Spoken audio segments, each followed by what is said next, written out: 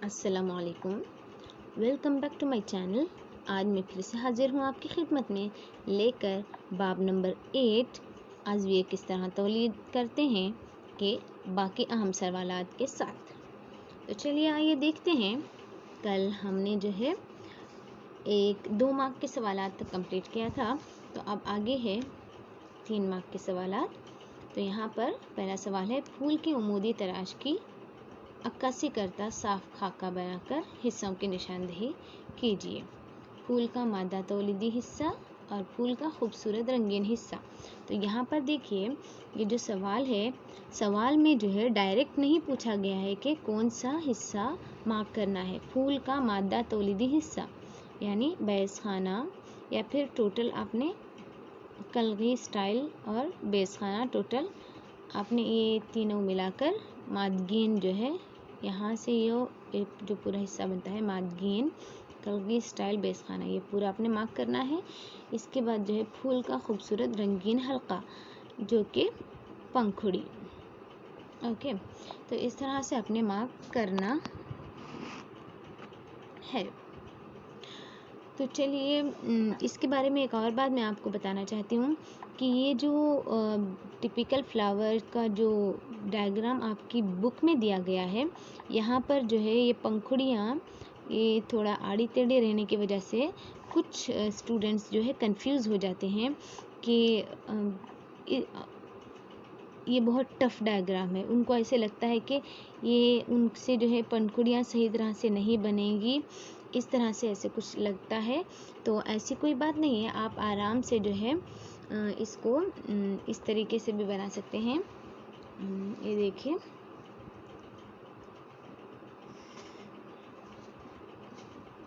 ये देखिए, एक बार फिर मैं आपको यहाँ पर चाहिए तो ड्रॉ करके दिखाती हूँ।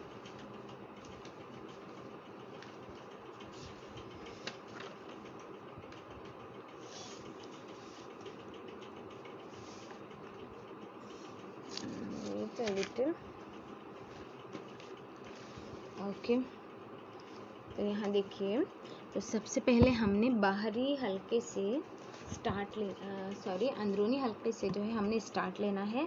सबसे अंदरूनी हल्का जो है हमारा क्या होता है,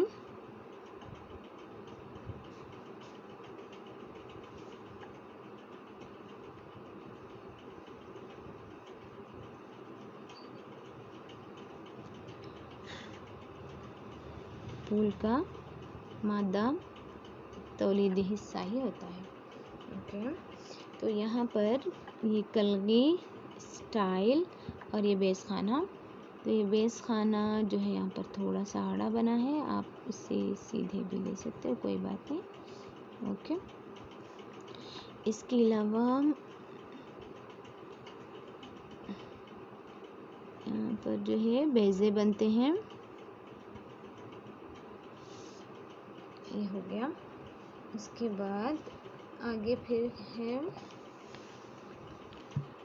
ये फर्स्ट पार्ट हो गया, female reproductive organ of the flower, या फिर मादा तौलीदी आज़ू जो कि फूल का होता है, आज़ा। इसके बाद जो है यहाँ से हमने लेना है ये बारीक से जो है डबल लाइन लेते हैं, इसको एकदम बारीक से लेना है, डबल लाइंस।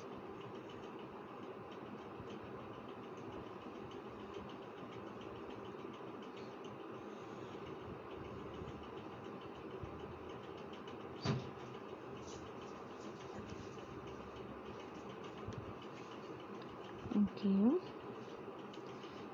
तो ये हो गया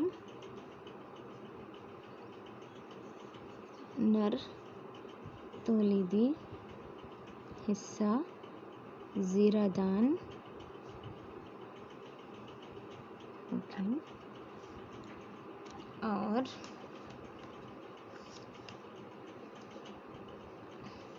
ये टोटल इस हिस्से को हम कहते हैं ज़रीशा, ये फिलामेंट है, और ये एंथर, और यहाँ पर जो है ये ज़ीरादान होता है, ज़ीरे यहाँ पर बनते हैं। तो ये हो गया।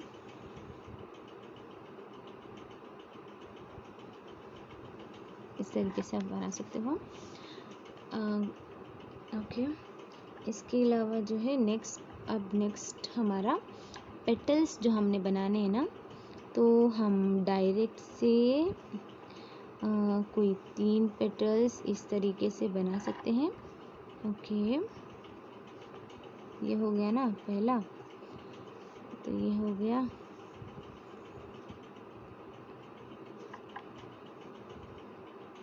और तीसरा। ओके, इस तरीके से बनाया जा सकता है। उसके बाद जो है अगला हिस्सा जो कि पंखुड़ी के बाहर होता है, ग्रीन कलर का फूल पात, जो कि हमने इस तरीके से ऐसे कुछ पत्ते की शक्ल का ऐसे लेकर, इसके बाद जो है यहाँ पर हम डंठल ऐसे बनाएंगे। ओके, तो ये हो गया। तो यहाँ पर सवाल क्या पूछा गया है, फूल का मादा तौलीदी हिस्सा। तो फूल का मादा तौलीदी हिस्सा है, ओके, ये देखिए, कलगी, स्टाइल और बेजादान, ये तीनों मिलकर बनता है मादगीन, जो कि है फूल का मादा तौलीदी हिस्सा, ये टोटल। उसके बाद अगला पूछा गया है फूल का खूबसूरत रंगीन हिस्सा, जो कि ये जो हमारा ये वाला जो हिस्सा है ना, उसको हम थोड़ा सा लाइट सा शेड ऐसे दे सकते हैं, क्योंकि ये हमारे पेटल्स पंखुड़ियाँ हैं। इस तरीके से अगर हम इसे शेड्स देंगे तो सिर्फ ये बात जाहिर होती है कि हाँ ये थोड़ा कलर डिफरेंट है, कलरफुल है। तो अब हमने यहाँ पर मार्क करना है इसको, और यहाँ पर लिखना है पंखुड़ी। ओके, जो कि फूल का खूबसूरत रंगीन हल्का, ओके, या फिर रंगीन हिस्सा है। तो ये जो 2 हिस्से दिए गए हैं, आपको पूछे गए हैं ये जो मॉडल पेपर क्वेश्चंस में। इसके अलावा आपको जो है ये सेपल्स या फूल पात, और जो है अगला ये जो नर तौलीदी हिस्सा है, एंथर, फिलामेंट, ये दोनों मिलकर जरीशा, इस तरह से भी पूछा जा सकता है। ओके, तो ये हो गया फूल की उमूदी तराश। ओके, तो चलिए देखते हैं अगला सवाल आगे क्या है।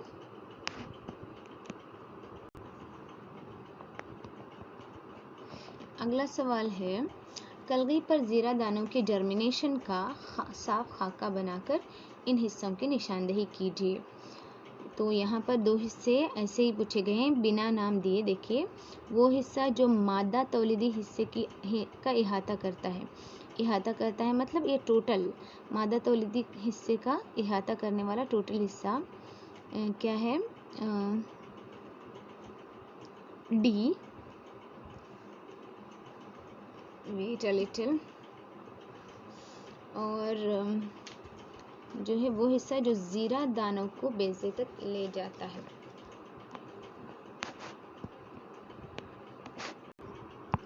तो यहाँ पर देखिए, ये डायग्राम, आपको अगर लगता है कि ये डायग्राम भी मुश्किल है तो इसको भी मैं आपके लिए बना देती हूँ।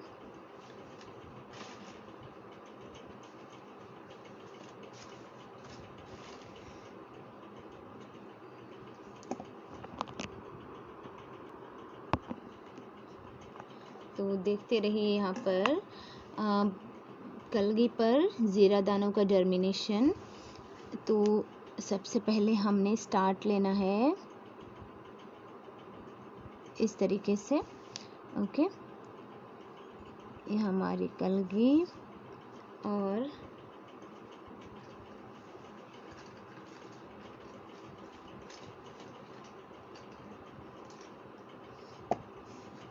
क्योंकि हमने यहाँ पर अंदर का हिस्सा वाज़ह करना है तो हमने इसको थोड़ा मोटा लेना है। ओके, तो इस तरीके से सबसे पहले हम बाहर का ऐसे बल्ब नुमा हिस्सा ड्रॉ करेंगे। ओके, उसके बाद जो है हमने यहाँ पर ड्रॉ करना है ये वाला हिस्सा।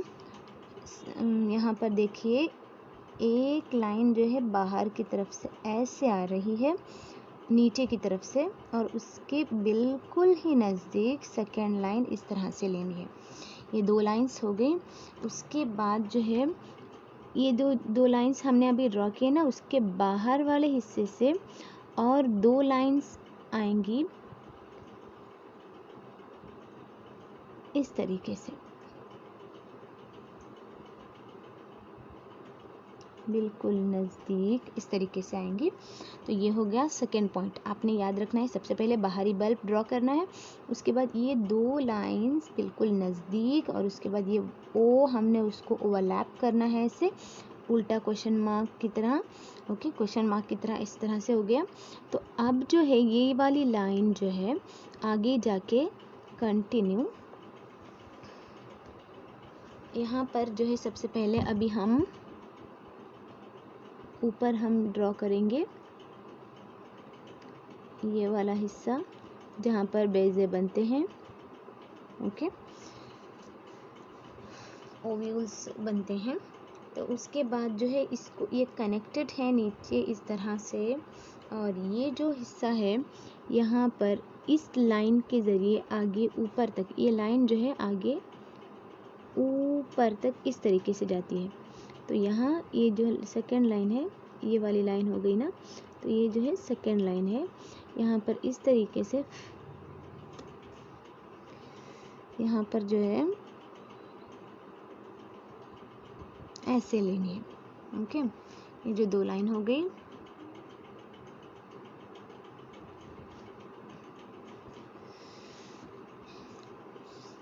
इस तरीके से आना है, और ये यहाँ पर ऊपर जाके जो है कंटिन्यू करेगी यहाँ पर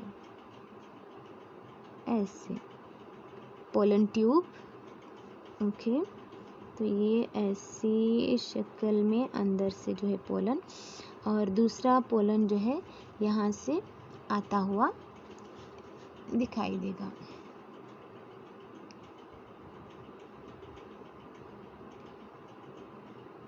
ओके, तो ये हो गया। तो कलगी पर ज़ीरा दानों का जर्मिनेशन। ओके, अब देखिए डायग्राम आप अच्छी तरह से ऐसे बना सकते हैं। तो पूछा गया है सवाल कौन से हिस्से का, तो उसी हिस्से को हम मार्क करेंगे। ओके, तो वो हिस्सा जो मादा तौलीदी हिस्से का इहाता करता है। तो मादा तौलीदी हिस्से का इहाता करने वाला हिस्सा है ओवरी। ओके, बेज़दान, ये वाला हिस्सा जो यहाँ पर ABCD में दिखाया गया है, तो ये है बेज़दान। ओके, तो उसके बाद जो है वो हिस्सा जो ज़ीरा दानों को बेज़े तक ले जाने के लिए नमू करता है। तो ये वाला हिस्सा जो पोलन ट्यूब है ना, ये जो आगे निकल कर आता है ना, देखिए यहाँ पर पोलन पे से, मतलब पोलन यानी ज़ीरा, ज़ीरे में से जो है निकल कर आने वाला हिस्सा, ये वाला जो हिस्सा है ये क्या है, ज़ीरा दानों को बेज़े तक ले जाने के लिए नमू करता है। इसको हम कहते हैं पोलन ट्यूब। ओके, ट्यूब के हिस्से में वो आगे आकर बेज़दान तक ज़ीरादान को ले आता है। ओके, ये हो गया, 2 खाके हो गए। तो इस लेसन से ये दोनों खाके बहुत ही अहम हैं। इसके बाद जो है अगला सवाल हम देखेंगे। अगला सवाल क्या पूछा जा सकता है कि झेल में मादा तौलीदी निज़ाम की शक्ल दी गई है। ओके, तो इस शक्ल में जो है 1, 4 और 5, 1, 4 और 5 हिस्सों की निशानदेही करना है। और एक सवाल इसके साथ पूछा गया हो कि 5 के अफ़ाल बताना है, नंबर 5 के अफ़ाल बताना है। और एक सवाल पूछा गया है क्या होगा अगर हिस्सा 1 में रुकावट पैदा हो। तो ये जो है शक्ल से रिलेटेड सवाल है ये। शक्ल इस तरह से दी जाती है, नंबर के साथ आपको क्वेश्चन पेपर में शक्ल मिलेगी। तो आपने देखना है कि नंबर 1 क्या है। तो यहाँ पर जो है नंबर 1 दिया गया है फेलोपियन ट्यूब, बेज नाली। ओके, ये जो नंबर 1 है फेलोपियन ट्यूब, बेज नाली। और इसके बाद जो है नंबर 1, 4 और 5 पूछा गया है ना। तो 4th वन है रहम, यूटेरस। उसके बाद 5 नंबर है फर्ज। तो यहाँ पर पूछा गया है 5 के अफ़ाल। तो 5 यानी फ़र्ज के अफ़ाल जो है जिनसे इख्तिलात के दौरान नर तौलीदी अज़ू से स्पर्म हासिल करता है, और इसके अलावा जो है बच्चे की विलादत के वक्त गुज़रगाह फराहम करता है। ये नंबर 5 फ़र्ज के अफ़ाल है। उसके बाद और एक सवाल पूछा गया है, क्या होगा अगर हिस्सा 1 में रुकावट पैदा कर दी जाए। फेलोपियन ट्यूब या बेज नाली में रुकावट पैदा करने से क्या होगा। अगर फेलोपियन ट्यूब में रुकावट हो तो बेज़ा जो है रहम तक नहीं पहुंच पाएगा। तो यहाँ पर अगर रुकावट पैदा हो जाएगी तो बेज़ा रहम तक नहीं पहुंच पाएगा। तो रहम तक नहीं पहुंच पाने से क्या होता है, बेज़े की बारावरी भी नहीं हो सकती। तो ये हो गया शक्ल से रिलेटेड। इस तरह से बहुत से दूसरे सवाल भी शक्ल से रिलेटेड पूछ सकते हैं। तो इसके अलावा जो है क्वेश्चन नंबर 4, मुख्तसरन इनकी अफ़ाल बयान कीजिए। प्लेसेंटा, उनसिया थैली और वासे डिफरेंस, इन तीनों के अफ़ाल पूछे गए हैं 3 मार्क के लिए। ओके, तो सबसे पहले प्लेजेंटा। प्लेजेंटा जो है ये फीमेल रिप्रोडक्टिव सिस्टम, मादा तौलीदी निज़ाम में पाया जाता है, और ये माँ के खून से जो है जीनीन को तग़ज़िया और ऑक्सीजन फ्राहम करता है। प्लेजेंटा माँ के खून से जीनीन को तग़ज़िया और ऑक्सीजन फ्राहम करता है। उसके बाद सेकंड जो है उनसिया थैली। ये जो है उनसियों को जिस्म के दर्जे हरारत से तकरीबन 2 डिग्री सेल्सियस कम दर्जे हरारत पे रखता है। इसके बारे में पीछे भी बता चुकी हूँ। इसके बाद जो है अगला वास डिफरेंस। ये जो है स्पर्म को उनसियों से कज़ीब तक ले जाता है, वास डिफरेंस। ओके, ये दोनों जो है मेल रिप्रोडक्टिव सिस्टम नर तौलीदी निज़ाम से ताल्लुक़ रखते हैं, और ये मादा तौलीदी निज़ाम से। तो ये हो गए 4 सवाल 3 मार्क्स के। अगला सवाल जो है 3 मार्क के लिए पूछा जा सकता है, इस बाब से सिनफ़ी तरीक़े तौलीद क्यों अहम है। क्या है कि सिनफ़ी तौलीद क्यों अहम है। तो सिनफ़ी तौलीद अहम किस वजह से है, उसकी अहमियत बताना है हमने। तो सबसे पहले ये है आंसर, हमने यहाँ पर पॉइंट्स में लिखा है। अगर हमसे ऐसे हम पॉइंट्स में लिखते हैं तो आपको जो है आसानी से याद होता है। तो देखिए ये क्या है, ये पेचीदगियाँ और तनु पैदा करता है। नंबर 1 सिनफ़ी तरीक़े तौलीद पेचीदगियाँ और तनु पैदा करता है। नंबर 2 जानदारों की बक़ा के मौक़े बढ़ाता है और बक़ा की शरह को बढ़ाता है। ओके, उसके बाद जो है नंबर 3 इर्तिक़ाई नुक़्ते नज़र से बेहद अहम है। उसके बाद नंबर 4 जो है आबादी में तनु और तग़य्युरात को पैदा करते हुए ये नस्लों में तग़य्युरात को बनाए रखता है। उसके बाद नंबर 5 ये गैर ज़रूरी जीन्स को आबादियों से हटा देता है। ओके, तो ये 5 पॉइंट्स है क्यों अहम है सिनफ़ी तरीक़े तौलीद। तो आपने ये 5 पॉइंट्स याद रखना है, पेचीदगियाँ तनु और जानदारों की बक़ा के मौक़े, और जो है इर्तिक़ाई नुक़्ते नज़र से अहम है, आबादी में तनु और तग़य्युरात और नस्लों में तग़य्युरात को बनाए रखता है। इसके अलावा जो है गैर ज़रूरी जीन्स को आबादियों से हटा देता है। इसके बाद है अगले सवालात 4 मार्क्स से पूछे गए हैं। तो 4 मार्क के सवालात ये हो सकते हैं कि क्या होता है अगर बेज़ा बारवर नहीं होता। तो ये सवाल भी देखिए, नॉर्मली इसको जो है हैज़ क्या है वजाहत कीजिए, इस तरह से भी पूछा जा सकता था, लेकिन देखिए यहाँ पर ऐसे पूछा गया है कि क्या होता है अगर बेज़ा बारवर नहीं होता। तो जब बेज़ा बारवर नहीं होता तो तकरीबन 1 दिन तक ज़िंदा रहता है, क्योंकि बेज़दान हर महीना एक बेज़ा खारिज करता है। ये जो अभी हमने यहाँ पर पीछे देखा है ना डायग्राम, तो ये जो बेज़दान होते हैं दोनों में से एक अल्टरनेट एक के बाद दीगरे जो है एक एक बेज़ा खारिज करते हैं।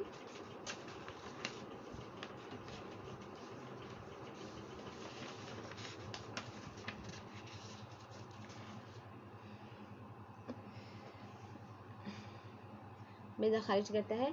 लिहाजा ये जो बारवर हिस्सा होता है, यहाँ पर देखिए दोनों बेज़दान जो है एक महीने अल्टरनेट मुतबादिल तौर पर एक एक बेज़ा खारिज करते हैं। एक महीने ये बेज़दान, एक महीने ये बेज़दान, इस तरह से। और जो है फिर आगे क्या होता है, हर महीना एक बेज़ा खारिज करता है। लिहाजा बारवर बेज़े को हासिल करने के लिए रहम भी जो है हर महीने तैयारी करता है और इसका अस्तर मोटा और स्पंज जैसा हो जाता है। तो बारवर बेज़े को हासिल करने के लिए रहम का जो है अंदरूनी अस्तर जो है मोटा हो जाता है और स्पंज जैसा हो जाता है। और जब ये बारवर बेज़ा हासिल नहीं करता तो इस मोटा अस्तर की ज़रूरत नहीं रहती। तो ये जो मोटा अस्तर है ये टूट कर फ़र्ज के ज़रिए जो है खून और मुखात की शक्ल में ख़ारिज हो जाता है। और ये इस अस्तर का ख़ारिज होना और जो है गैर बारवर बेज़े का ख़ारिज होना ही हैज़ कहलाता है। ओके, तो यहाँ पर देखिए अब एक बार तो लिहाजा बारवर बेज़े को हासिल करने के लिए रहम भी हर महीना तैयारी करता है और इसका अस्तर मोटा और स्पंज जैसा हो जाता है, जो कि बेज़ा के बारवर होने की सूरत में उसकी परवरिश के लिए ज़रूरी है। लेकिन बारवर ना होने की सूरत में इस अस्तर की ज़रूरत नहीं होती। लिहाजा ये आहिस्ता आहिस्ता टूट कर फ़र्ज के ज़रिए खून और मुखात की शक्ल में ख़ारिज होता है और ये दौर जो है टोटल 1 माह में मुकम्मल होता है। इसे हैज़ कहते हैं। तो ये सवाल जो है डायरेक्ट हैज़ किसे कहते हैं वजाहत कीजिए। इस तरीके से भी पूछा जा सकता है, या फिर 3 मार्क के लिए या फिर 4 मार्क के लिए। तो आपने ये पूरा बताना है, एक्सप्लेन करना है।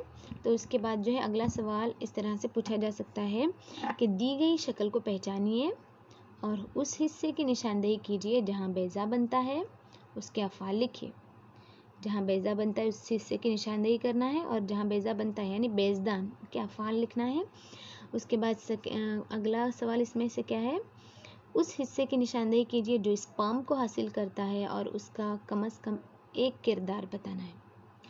अगला क्वेश्चन इसमें से उस हिस्से की निशानदेही कीजिए जहाँ ज़ाइगोट नस्ब होता है। तो ये जो है इस तरीके से शक्ल दिखाई गई है। तो ये शक्ल है, अभी भी हमने जो देखा था ना, मादा तौलीदी निज़ाम। ओके, तो ये शक्ल क्या है, तो शक्ल को पहचानना है, राइट। पहला शक्ल को पहचानना है। तो नंबर 1 हमने लिखना है कि ये देखिए नंबर 1 क्वेश्चन का नंबर 1 ऐसे हमने आंसर लिखना है, ये इंसानों में मादा तौलीदी निज़ाम है।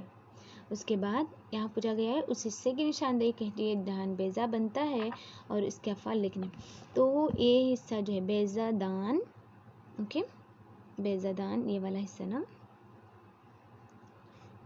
ओके, बेज़ादान या फिर बेज़दान,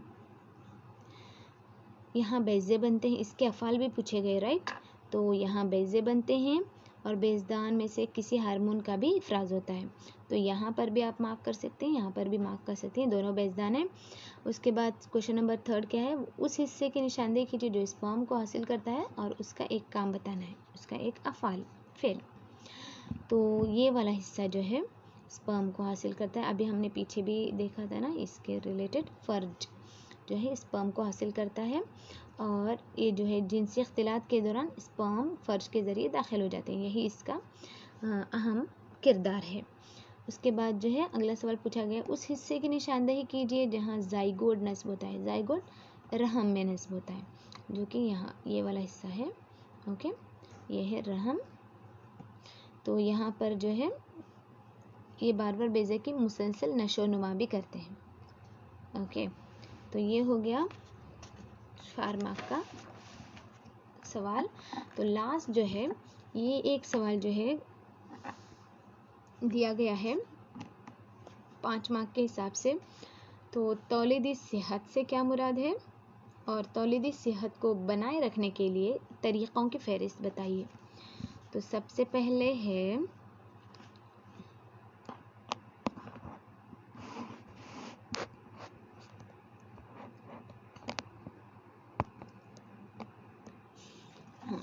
तो तौलीदी सेहत क्या है, जिस्मानी तौर पर मुकम्मल तंदुरुस्ती और किसी भी जिनसी बीमारियों से महफूज होने की हालत को हम कहते हैं तौलीदी सेहत।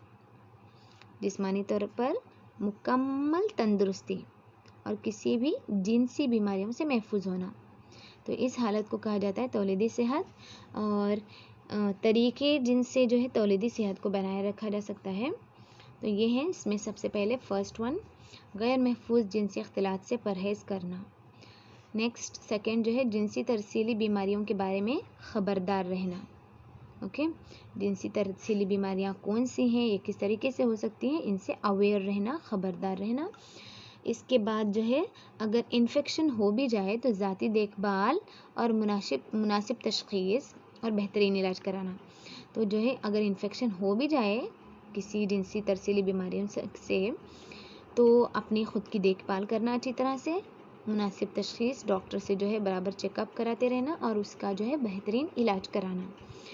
तो उसके बाद जो है नेक्स्ट मानी हमल के तरीक़ों का इस्तेमाल करना, जैसे कि कंडोम, गोलियाँ, कॉपर टी या सर्जरी का इस्तेमाल करना। इसके बाद जो है अगला सेहतमंद तर्ज़ ज़िंदगी और मुतवाज़न ग़िज़ा का होना। तो किसी भी चीज़ के लिए सबसे पहले मैटर करता है, इम्पॉर्टेंट है, अहम है सेहतमंद तर्ज़ ज़िंदगी, कि आपने अपनी ज़िंदगी किस तरह से आप गुजार रहे हैं, क्या वो सेहतमंद तर्ज़ ज़िंदगी है, आपका लाइफस्टाइल जो है सेहतमंद होना है। ओके, और जो है मुतवाज़न ग़िज़ा भी आपने अच्छी लेनी है। ये नहीं कि कुछ भी खाओ और अगर उसका असर जो है सेहत पर हो जाए तो बाद में ब्लेम करते रहो, इल्ज़ाम देते रहो, ऐसा नहीं है। सेहतमंद रखने के लिए ख़ुद को अपना लाइफस्टाइल भी देखना है आपने, और अपनी डाइट का भी ख्याल रखना है, अपने ग़िज़ा का भी ख्याल रखना है। तो ये हो गए तौलीदी अज़वी किस तरह तौलीद करते हैं कि अहम सवालात यहाँ तक ख़त्म हुए। आगे जो है इंशाअल्लाह बाब नंबर 9 के सवालात के साथ आपके पास फिर से हाज़िर होंगी। तब तक के लिए अल्लाह हाफ़िज़, जज़ाकल्लाह खैर। पढ़ाई करते रहिएगा, चाहे लॉकडाउन हो कोई बात नहीं, आपने घर में रहकर पढ़ाई करनी है अच्छी तरह से, और जो है वीडियो देखते रहिए, डाउट्स है तो पूछिए, कोई बात नहीं, लेकिन पढ़ाई मत छोड़िएगा। तब तक के लिए अल्लाह हाफ़िज़, जज़ाकल्लाह खैर।